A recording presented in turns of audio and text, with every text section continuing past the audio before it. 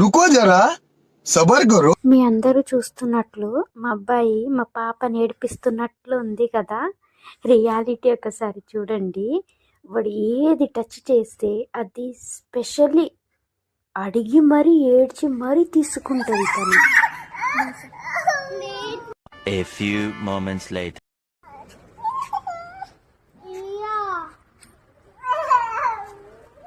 देख लो भाई, हम लड़के हैं ना, हमारे साथ ऐसा ही होता है।